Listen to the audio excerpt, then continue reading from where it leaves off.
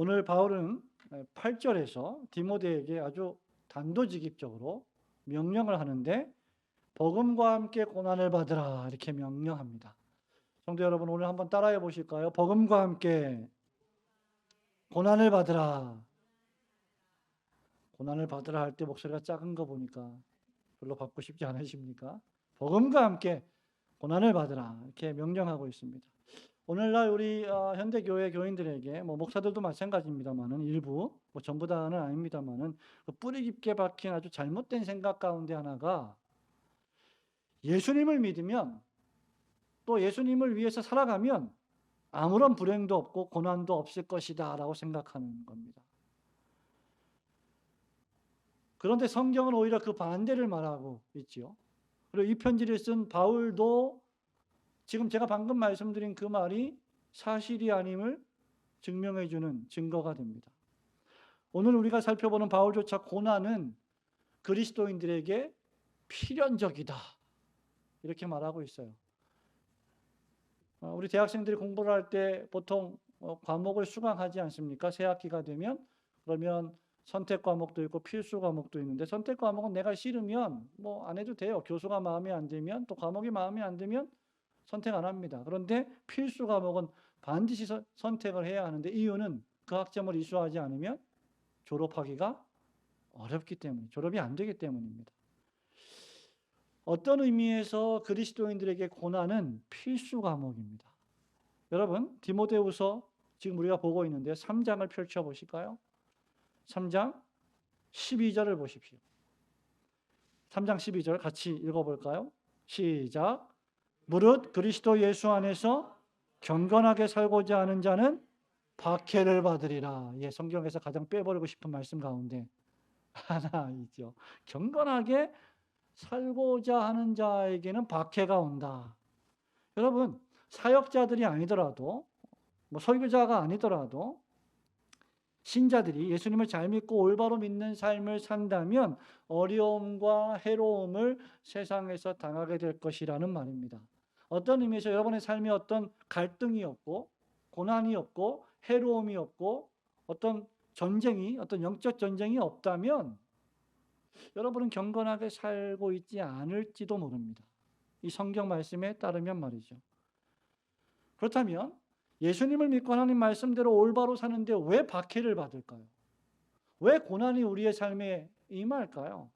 그것은 우리가 믿고 고백하는 복음의 성격 때문입니다. 복음을 믿으면 우리가 고난을 받게 되어 있다는 거예요. 놀랍게도. 복음을 믿으면 복을 받기도 하는데 고난도 당한다는 말입니다. 그리스도의 복음을 믿으면 하나님은 우리를 모든 죄에서 사하시고 구원하십니다. 우리의 죄와 죽음과 이 세상의 어두움의 권세와 장차 우리가 빠져들어갈 지옥의 권세에서 해방시켜 주시고 우리를 하나님의 자녀로 삼아 주십니다. 그 결과 예수 그리스도의 복음을 믿으면 우리가 이 땅에 살지만 이 땅에 속한 사람들처럼 살아서는 안 된다는 것을 깨닫게 됩니다. 그래서 이 세상에서 하나님의 자녀로 살기 때문에 세상 사람들이 또 악인들이 사단 마귀가 우리를 향해서 왜 너희는 우리처럼 똑같이 살지 않느냐라고 핍박을 하는 겁니다. 이것을 성경적으로 말하자면 우리가 예배 드리기 시작할 때 읽었던 말씀인데요. 요한복음 15장 18절 19절에서 예수님이 이렇게 말씀하셨습니다. 세상이 너희를 미워하면, 여기서 세상이라는 것은 그냥 물리적인 세상이 아니라 악을 말합니다. 세상에 있는 악을 말해요. 불신앙적인 삶의 모습을 말합니다. 세상이 너희를 미워하면 너희보다 먼저 뭐라고요? 나를 미워한 줄을 알라. 너희가 세상에 속하였으면 세상이 자기의 것을 사랑할 것이나 너희는 세상에 속한 자가 아니요 도리어 내가 너희를 세상에서 택하였기 때문에 세상이 너희를 미워하느니라. 만일 우리 그리스도인들이 세상에 속한 자들이면 사단 마귀가 우리를 사랑할 거예요. 핍박 안 줄 겁니다. 그런데 세상에 속하지 않았기 때문에 우리는 세상의 미움을 당한다는 거죠. 따라서 고난을 받는다는 것은 어떤 의미에서 신자가 진짜 신자됨을 나타내는 증거 가운데 하나입니다. 그런데 문제는 교회를 다니는 교인들이 신자들이요, 자기 믿음 때문에 그리스도의 복음 때문에 고난을 당하는 게 아니라 자기 죄 때문에 고난당하는 경우도 있습니다. 그래서 성경에 보면 자기 죄 때문에 고난당하면 그건 당연한 것이고 유익이 없다.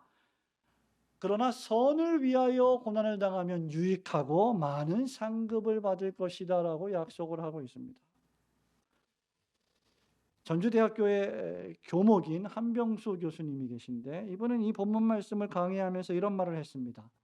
복음이 고난의 이유가 될 때 그 고난은 인생 최고의 훈장이다. 복음 때문에 우리가 고난을 받는다면 그 고난은 우리 그리스도인에게 아주 영예스러운 일이 될 것이라는 거죠. 여러분, 그런데 고난은 힘든 일입니다. 오죽하면 수십 년 전에 김남준 목사님, 여러분 잘 아시죠? 신학생들을 위해서 이런 책을 썼어요. 자네 정말 그 길을 가려나.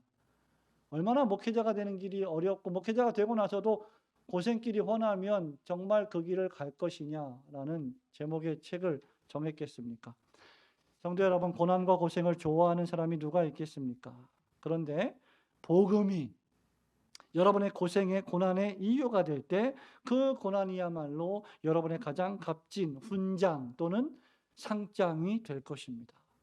그래서 예수님 때문에 내 몸에, 바울이 뭐라고 말했어요? 갈라디아서에서 예수의 흔적이 내 몸에 있다. 내가 예수의 흔적을 지녔다. 고난의 흔적이에요. 그 고난이야말로 정말 귀한 상장과 같은 것이죠. 하지만 고난 자체가 즐거운 일은 아니고 만만한 것도 결코 아닙니다. 그러면 우리는 어떻게 해야 이 복음을 위한 고난을 잘 견디어낼 수 있을까?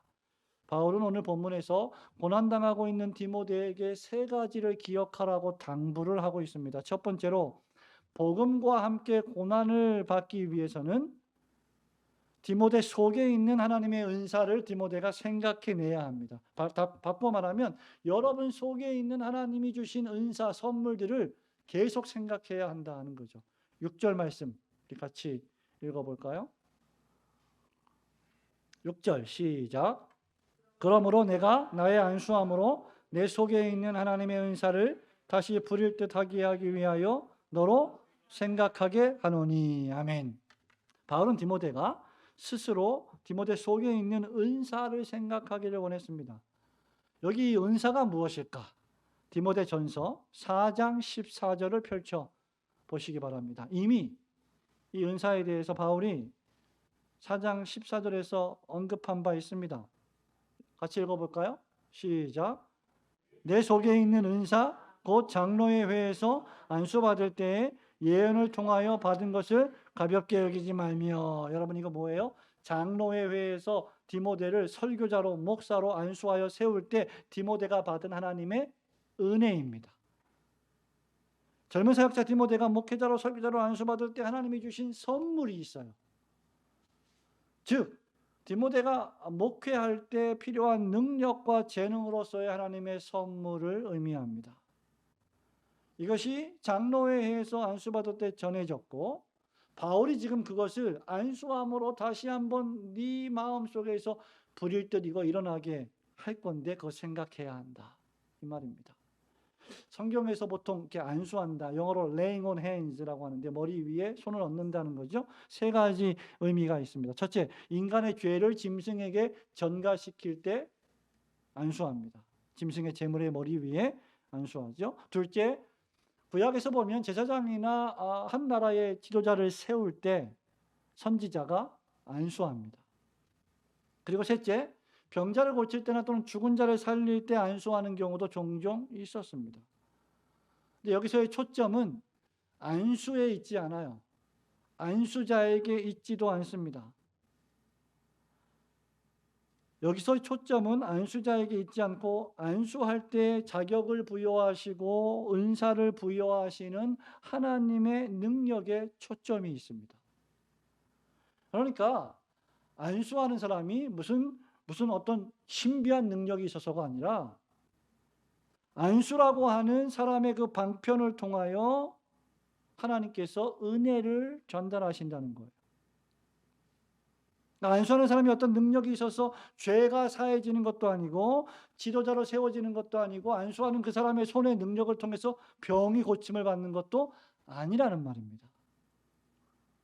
오직 성령 하나님의 은사와 능력이 안수라고 하는 상징적인 수단을 통해서 전달되는 것입니다. 오늘날에도 노회에서 목사로 안수할 때, 장로로 안수집사로 안수할 때 목사들이, 여러분 우리 교회도 했었죠? 목사들이, 장로들이 안수합니다. 이건 뭐예요? 자격을 부여하는 겁니다. 법적인 자격을 부여하는 거예요. 그때 하나님이 은혜를 베푸시죠. 마찬가지로 바울의 안수에 어떤 능력이 있었던 것이 아니고 바울이 안수할 때 그 통로로 디모데에게 주셨던 하나님의 은사를 디모데가 생각하기를 원한 것입니다. 그렇다면 디모데는 고난을 받기 위해서 왜 안수받을 때 하나님이 주신 그 은혜, 자신에게 주신 은사, 말씀을 전하고 가르치는 그 은사, 선물을 기억해야만 했을까? 여러분, 디모데전서를 우리가 시작할 때도 살펴보았습니다마는 디모데의 특징이 있죠. 디모데라고 하는 사람의 몇 가지 특징. 첫째, 나이가 어렸어요. 연소했습니다. 그래서 연소함을 업신여김을 당하지 마라. 너는 사역자다. 이렇게 말했죠. 두 번째, 디모데는 몸이 대단히 약했어요. 자주 나는 병이 있었고 비위가 약했습니다. 자주 질병에 걸렸죠. 세 번째로 에베소에 있는 거짓 교사들이 디모데를 고소했고 고발했고 참소했고 중상모략했고 대적했습니다. 거기다가 자신이 의지하고 늘 어떤 상담을 하고 어떤 문제가 생겼을 때 도움을 요청했던 자신의 영적인 스승 바울이 지금 로마의 감옥에 갇혀 있고 언제 죽을지 모릅니다. 바울의 수제자였던 디모데 역시 언제 끌려가도 이상하지 않을 상황이었습니다. 그래서 디모데는 바울의 설교 사역을 계승하여 계속 복음을 전해야 했는데 이런 상황 속에서 필요한 것이 바로 하나님의 은사를 다시 생각해내는 겁니다. 신앙의 길을 걸어가면서 여러분들이 종종 길을 잃어버릴 때가 있습니다. 여러분이 종종 낙심할 때가 있고 여러 가지 이유로 두려움에 빠져 들어갈 때가 있습니다. 그때 우리에게 필요한 것은 하나님이 우리에게 주신 은사입니다. 하나님이 우리에게 주신 사명이에요. 하나님은 죄인을 부르실 때, 여러분을 부르실 때 여러분을 구원으로 부르실 뿐만 아니라 여러분을 사명으로도 부르십니다. 하나님의 나라와 그의 뜻을 구하며 살아가라. 주님의 몸된 교회를 위하여 봉사하며 살아가라 하는 사명을 주십니다. 사역자들에게는 복음을 전하고 설교하고 가르칠 사명을 주십니다. 성도들에게는 복음을 증언하고 전도하고 다양한 방식으로 교회를 봉사하며 섬길 사명을 주십니다. 이 사명을 감당할 때 필연적으로 그리스도인들은 고난을 당하게 되어 있다는 거예요. 디모데는 거짓이 없는 진실한 믿음의 소유자였고 하나님이 주신 은사를 부지런히 사용할 의무가 있었습니다. 이에 바울은 디모데 속에 있는 그 은사를 다시 부릴 듯하게 일으켜 세울 필요가 있었던 겁니다. 그걸 느꼈던 것이죠.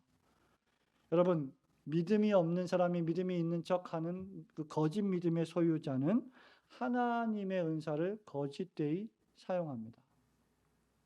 이런 경우 그 사람이 가지고 있는 은사, 재능은 사람을 살리는 재능이 아니라 사람을 찌르고 아프게 하고 죽이는 그런 흉기로 변합니다. 그러나 진실한 믿음의 소유자는 하나님이 주신 은사를 사용하여 교회를 세우고 성도들을 사랑하고 안팎으로 다가오는 고난을 능히 견디어내게 만듭니다. 그 일에 이 은사를 사용하는 거예요. 겸손하게 말이죠. 이런 의미에서 우리에게 주신 은사들은 사사로운 야망을 채우거나 내 개인의 이익을 위해서 사용하지 않고 하나님의 뜻을 이루는데 사용해야 합니다. 하나님은 여러분 모두에게 하나님의 나라와 교회를 섬기기 위해 은사를 주셨어요.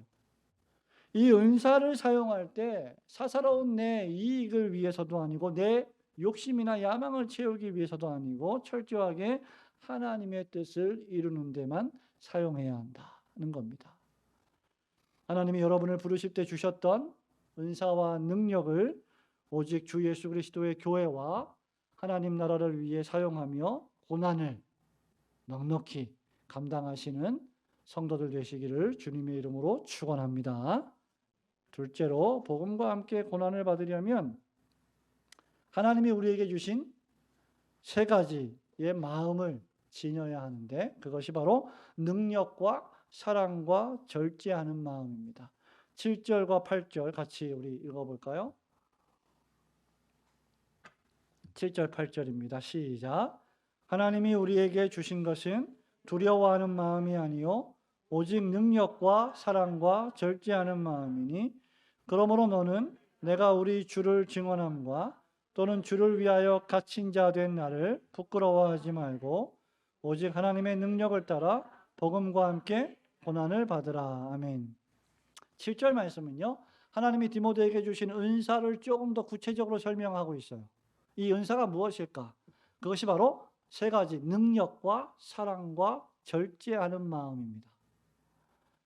그러면서 바울은 이것이 두려움의 마음이 아니다. 하나님이 우리에게 두려움의 마음을 주시지 않고 능력과 사랑과 절제의 마음을 주셨다라고 말하고 있습니다. 이로 볼 때 지금 디모데는 일종의 두려움에 휩싸인 것처럼 보입니다.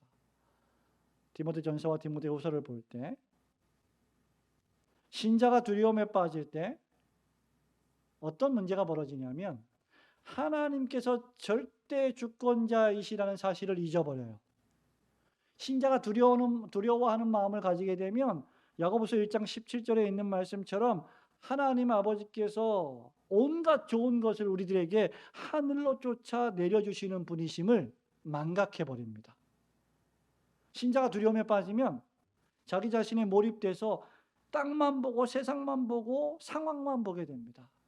그래서 두려워하게 되는 거예요.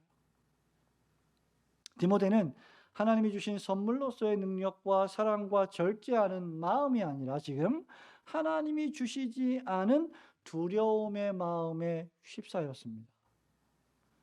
여러분, 사역자들이라고 두려운 마음이 생기지 않는 건 결코 아닙니다. 디모데가 바로 그러했어요. 말하자면 지금 현재 디모데는 하나님보다 두려움이 더 커 보이는 거예요. 여러분 인생을 살 때도 그런 일들이 종종 벌어지지 않습니까? 그래서 하나님을 완전히 잊어버리게 되죠. 앞서 말한 것과 같이 디모데는 나이가 어렸어요. 예, 나이가 어린 연소한 사람들의 특징 가운데 하나가 어떤 곤란한 일이 닥칠 때 그것을 대처하는 능력이 경험이 있는 사람보다 떨어진다는 것은 자명한 사실입니다. 물론 예외가 있습니다만 일반적으로 그렇습니다. 자주 병에 걸렸습니다. 기질 자체가 내성적이었고 비위도 약했습니다. 거짓 교사들의 중상모략이 있었습니다. 시도 때도 없이 매일매일 음해를 당합니다. 나이가 어렸기 때문에 어떤 교인들이 디모데의 지도력에 의문을 품었습니다. 연소했기 때문에 더욱 그러했지요. 더욱이 믿음의 아버지 격인 바울이 감옥에 갇혔습니다. 자신도 언제 끌려갈지 모르는 상황이었습니다. 그래서 디모데는 이 모든 상황들이 두려웠고 복음을 전하는, 예수님의 복음을 전하는 것이 수치스럽게 느껴지기 시작한 거죠. 창피해진 겁니다. 여기 보면은 복음과 함께 능력을 받으라고 했는데 그 전에 8절에 갇힌 자 된 나를 뭐라 그랬어요? 부끄러워하지 말고. 여기 부끄러워한다는 말은요, 얼굴에 홍조를 띄어서 창피해한다는 겁니다. 지금 이 상황이 디모데에게는 수치스러운 거예요. 알려지고 싶지 않은 일입니다. 이런 상황, 모든 상황들이 디모데를 두려움에 휩싸이게 했습니다. 바로 이때 필요한 것이 하나님이 주신 은사예요. 세 가지를 또 말하고 있죠. 첫째로 능력은 디모데 자신에게 있는 능력이 아닙니다. 디모데 안에 있는 능력이 아니라 디모데 밖에서 디모데에게 오는 능력이에요. 예수 그리스도의 복음의 능력입니다. 이것은 디모데의 힘이나 지혜나 경험이 아니라 성령님께서 주시는 선물입니다. 예수 그리스도를 믿는 믿음을 통해 그리스도에게 속한 모든 은덕과 유익을, 그 능력을 성도가 받게 되는 거죠. 그게 능력이에요. 이 능력은 여러분 제한이 없고 실패가 없습니다. 두 번째로, 사랑은 하나님이 예수 그리스도 안에서 우리를 사랑하신 그 사랑에 기초한 사랑입니다. 하나님 아버지께서 가장 사랑하시는 독생자를 여러분을 위하여 아낌없이 주셨습니다. 이것이 복음이에요. 복음은 그래서 사랑입니다. 그러므로 여러분이 아무리 절망적인 상황에 있다 하더라도 하나님께서 독생자를 주시기까지 우리를 사랑하신 그 사랑이 우리에게 있다면 그 어떤 고난도 견디지 못할 이유는 없는 겁니다. 셋째로, 절제는 자기 자신을 조절하고 훈련하는 능력입니다. 이것은 성령의 9개의 열매 가운데 마지막 열매이기도 합니다. 충성, 온유, 절제. 이 절제의 마음을 갖게 되면 모든 종류의 삶에서의 무절제를 해결합니다.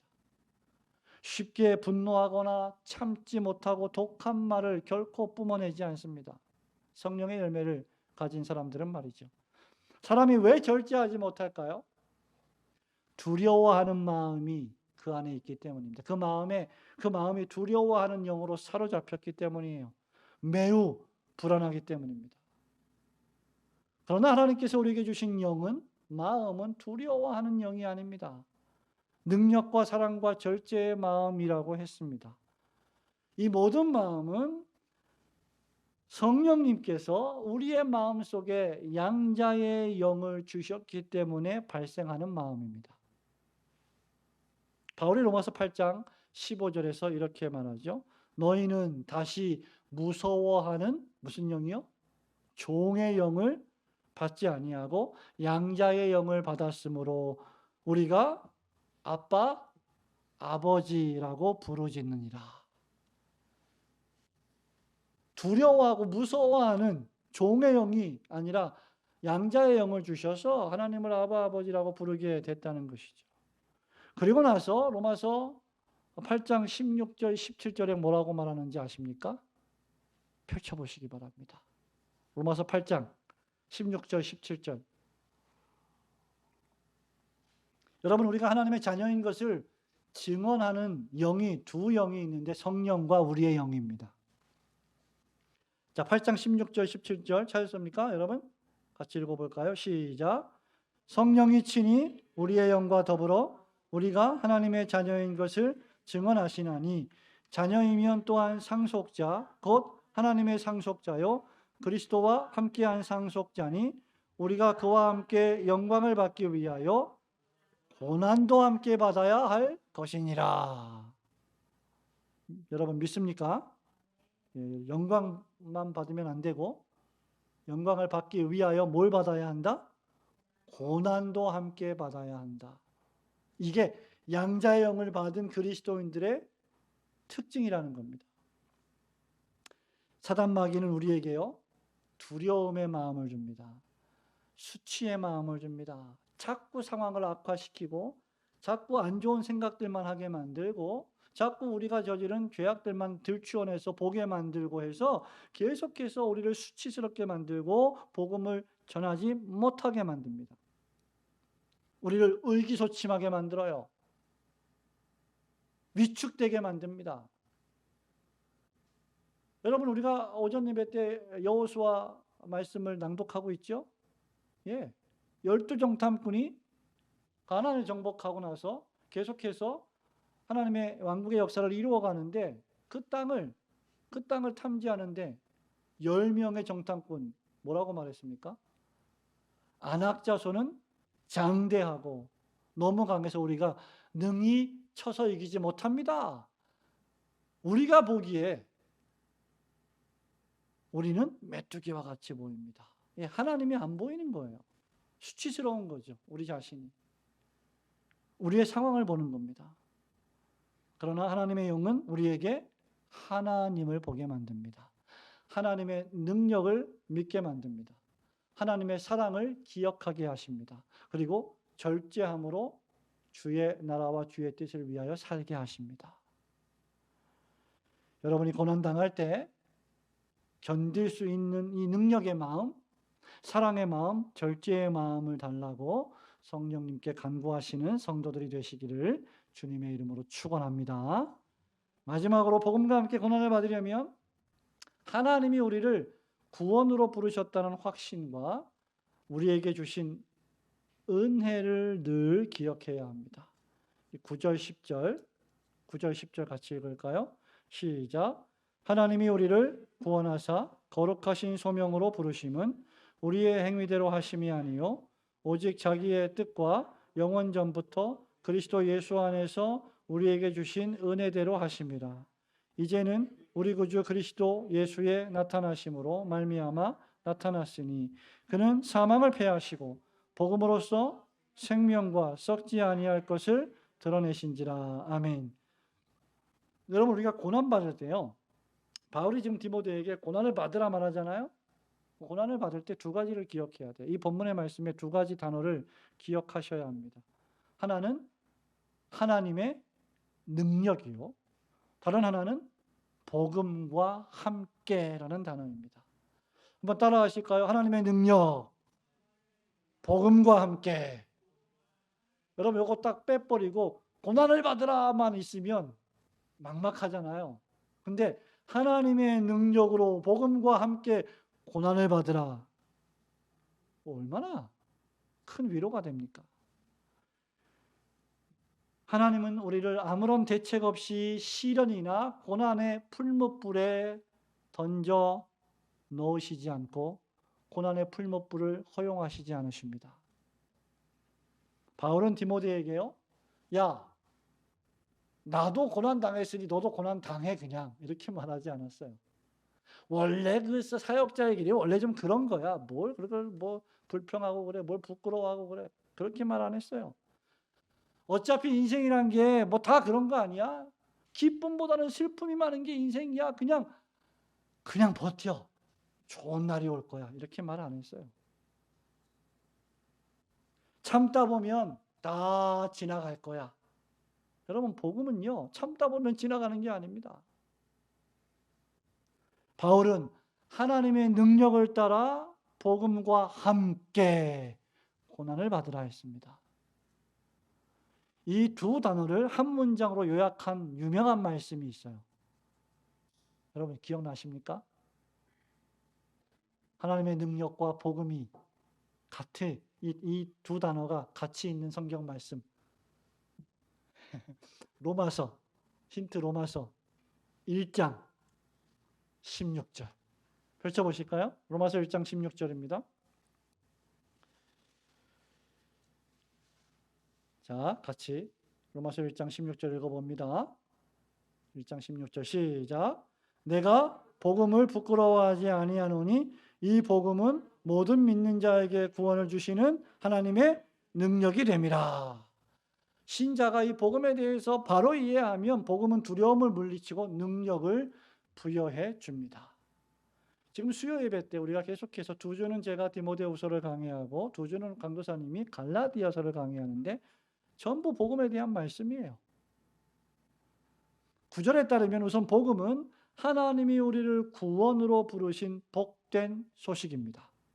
둘째로 이 부르심은 우리의 행위가 아니라, 여러분의 행동이나 공로가 아니라 영원 전에, 여러분이 어떤 일을 행하기도 전에 영원 전에 하나님의 뜻으로 된 것이다라고 바울이 말하고 있어요. 우리가 태어나기도 전에 우리를 구원으로 부르셨다. 셋째로 그리스도 예수 안에서 우리에게 주신 은혜이다 라고 말하고 있습니다. 하나님께서 창세전에 당신의 뜻 가운데 그리스도 안에서 우리를 택하사 그 안에서 거룩하고 흠이 없게 하시려고 우리를 역사 속에서 구원으로 부르셨습니다. 목사님의 설교를 통해서 부르시든, 친구의 전도를 통해서 부르시든, 부모님이 모태신앙으로 부르셨든, 자녀들의 전도로 부모가 교회로 인도되었든 간에 역사 속에서 부르심을 받은 모든 사람들은 창세전에 그리스도 안에서 우리를 부르신 그 하나님의 부르심의 은혜를 경험한 사람입니다. 그 결과 여러분이 믿게 되었고 하나님을 아버지라고 부르는 하나님의 자녀가 된 겁니다. 바울은 이것이 하나님의 능력이요 하나님의 지혜라고 말하고 있어요. 여러분, 이것이 왜 하나님의 능력이요 은혜입니까? 우선 우리가 아무런 행위도 하지 않았어요. 구원을 얻기 위해서 무슨 선을 행한 게 아닙니다. 우리가 어떤 공로도 없습니다. 아니, 공로는커녕 우리가 하나님께 불순종하여 아담 안에서 죄를 짓고 죄와 사망에 빠져버렸어요. 허물과 죄로 죽어버렸어요. 심판과 정죄를 당했습니다. 다 죽었습니다. 그런데 그 수많은 결함과 죄와 연약에도 불구하고 하나님께서 우리를 불러주시니 그것이 은혜요. 그 구원을 완성해 주시니 그것이 하나님의 능력입니다. 보통 우리가 이런 생각합니다. 구원으로 부르신 것은 하나님이시고 그 구원을 이루어가는 것은 이제 나에게 달린 일이지. 절대로 천만의 말씀입니다. 틀린 말이에요. 부르심과 완성으로 이끄심도 전부 하나님의 은혜요 하나님의 능력의 결과입니다. 여러분, 로마서 8장을 또 펼쳐보실까요? 로마서 8장입니다. 8장 30절. 여러분, 이런 말씀들은 다 외우셔야 돼요. 너무나 유명한 말씀이죠. 같이 읽어보겠습니다. 로마서 8장 30절 시작. 또 미리 정하신 그들을 또한 부르시고 부르신 그들을 또한 의롭다 하시고 의롭다 하신 그들을 또한 영화롭게 하셨니라. 믿으십니까? 여러분, 16세기 청교도의 조상이라 불리는 윌리엄 폴킨스라고 하는 목사님이 계신데 이분이 이 구절을 가리켜서 구원의 황금사슬이다 이렇게 불렀어요.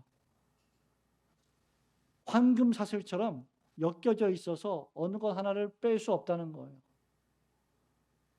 그러니까 하나님이 부르시면 의롭다함을 받고 영화롭게 될 수밖에 없다는 겁니다.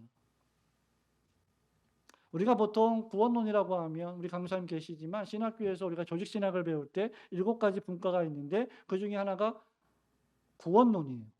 구원론은 구원의 서정이라고 보통 불러요. 구원의 순서. 우리 죄인이 하나님의 은혜로 구원을 받을 때 9가지 단계가 있습니다. 순서가.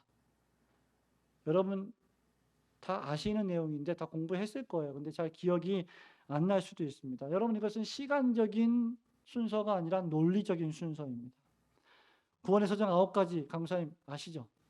네, 강사님이나 뭐 저나 공부했으니까 이거 다 알 텐데 그래도 우리 생각해 보겠습니다. 첫째, 소명, 부르심. 그 다음, 둘째, 중생. 세 번째, 회개. 네 번째, 믿음. 그 다음에 의롭게 되는 거 뭐예요? 칭의. 칭의 다음에 하나님의 아들 되는 거. 양자. 그 다음, 6번째, 거룩. 맞죠? 여섯 번째입니까? 하나, 둘, 7번째 거룩. 그 다음 성화 7번째. 그 다음 8번째 견인. 끝까지 주님께서 끌고 가신다는 거죠. 마지막 9번째가 뭐예요? 영화. 9가지 단계예요. 그런데 여러분 잘 보세요. 로마서 8장 30절 읽었죠? 여기에는 구원론에 몇 가지가 나와 있어요? 3가지. 뭡니까? 소명, 칭의, 그 다음 영화. 3가지밖에 없습니다. 왜 구원론의 나머지 6개의 단계들을 다 생략했을까요? 로마서는 신학교에서 가르치는 조직신학 교과서가 아니에요.